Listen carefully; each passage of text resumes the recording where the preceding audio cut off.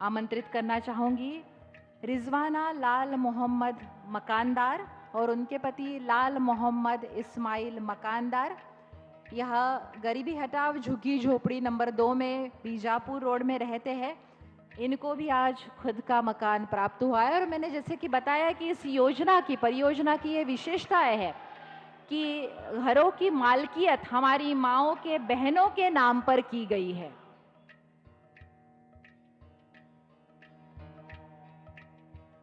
पंतप्रधान नरेंद्र मोदी यांच्या हस्ते आज रईनगर येथे गृहप्रकल्पाचा शुभारंभ झाला आहे, लोकार्पण झालेला आहे।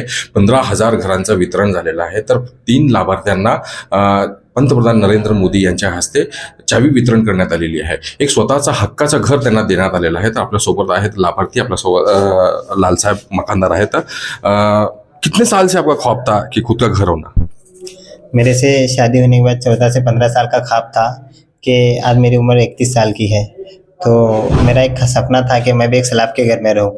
तो मेरी मिसेज ने का फॉर्म भरे थे हमने 2012 में, तो उसके बाद प्रोसीजर वगैरह बहुत थे, तो उसके बाद आज तक हमें प्रोसीजर वगैरह बहुत सारे करना पड़ा। तो जिला परिषद में वगैरह जाना पड़ा, तो उसके बाद में मोर्चा वगैरह निकाले और ऑफिस में वगैरह बार बार बुलाते थे। तो जाने के बाद ये सारी चीज़ें होने के बाद आज हमें 2024 में तो नरेंद्र मोदी के हाथ से आज हमें चाबी दी गई, तो हमें इससे बड़ी खुशी महसूस हुई। नहीं, बचपन से लेके आज तक कैसे दिन काटे? बचपन से लेकर दिन आज तो हम एक गरीब फैमिली से ताल्लुक़ रखते हैं। तो हमारी जॉइंट फैमिली थी, तो उसमें हमारा एक पतरे का मकान था। तो कुछ दिनों के बाद थोड़ी सी दीवारें वगैरह उठाई, लेकिन ऊपर पतरे ही थे, लेकिन छत नहीं था। तो आज हमें तो छत तो नहीं था, लेकिन कोशिश करने के बाद मेरी मिसेज और मैं, तो हमें आज सैलाब का घर मिला।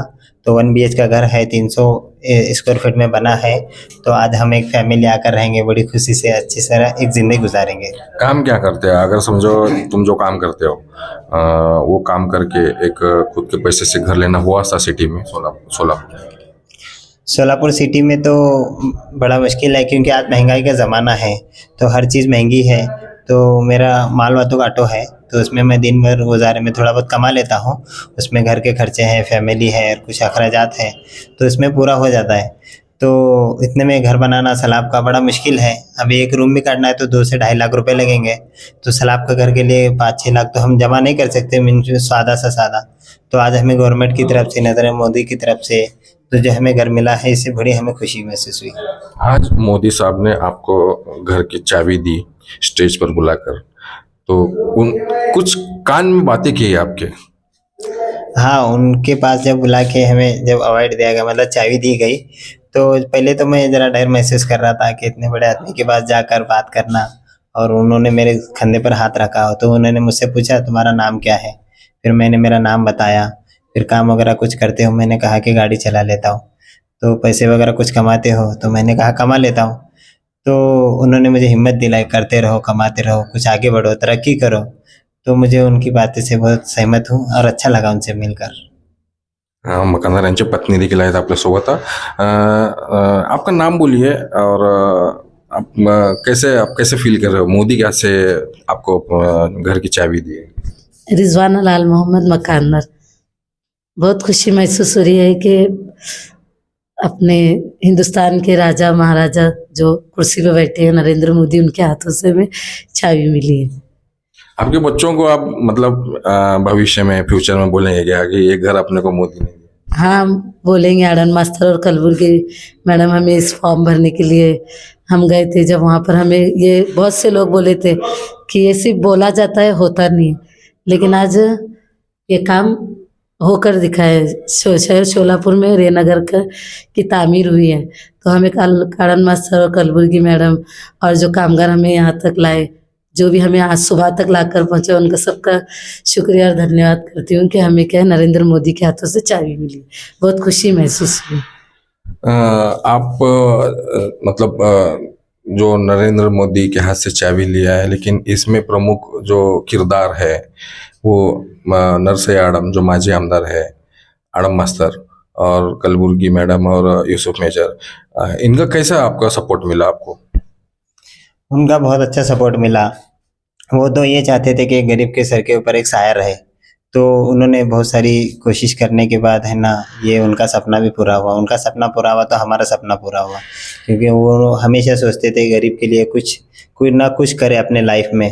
तो उन्होंने वाकई में कुछ कर कर बताया। तो उनसे हम दिल से दुआ करेंगे, अल्लाह उनको सही सलामत रखे, उनकी उम्र में सेहत दे, उनकी उम्र में बरकत दे, और उनकी नस्लों से भी इस तरह से काम ले। अभी इतने दिन से आप कितने वो बीजापुर नाके घर में कितने जन रहते थे? अभी यहाँ पर आपको अभी यहाँ आने के बाद कब तक आएंगे आप? अब बीजापुर नाके में ना बहुत सालों से हैं। मेरे पिताजी वहीं पे घर लिए थे, लेकिन उनके बाद हमारी शादी हो गई। शादी हो के अभी तकरीबन 10 साल हो गए हमारे, 10 से 12 साल 10 साल हो गए। 10 साल के बाद तो अभी हम पतरे के ही घर में जिंदगी गुजार रहे कितने जन थे। रहते हैं वहाँ? हमारी जॉइंट फैमिली है, हम 5 भाई हैं, एक बहन है और मम्मी पापा है। तो ये सब मिला के हम लोग रहते हैं। लेकिन हमारे मम्मी पापा ने कुछ डिवाइड किया था, इसमें तुम रहो, इसमें तुम रहो। तो ये मेरा सा एक छोटा सा घर है, उसमें किचन बेडरूम सब वही है।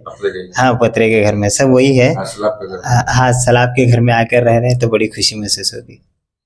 तर आपल्यासोबत होते लाभार्थी रहीनगर येथील। यांनी पंतप्रधान नरेंद्र मोदी यांच्या हस्ते चावी स्वीकारलेली आहे, तर त्यांनी स्वतःच्या हक्काच्या घरात आज प्रवेश केलेला आहे आणि त्यांना एक मोठा आनंद होत आहे की एका गरीब परिस्थितीतून पत्र्याच्या शेडमध्ये राहून दिवस काढले। गेल्या 14 वर्षापासून, लग्न झाल्यापासून 14 वर्षापासून पत्र्याच्या शेडमध्ये दिवस काढल्यात, आज सलाबचं घर त्यांना मिळत आहे।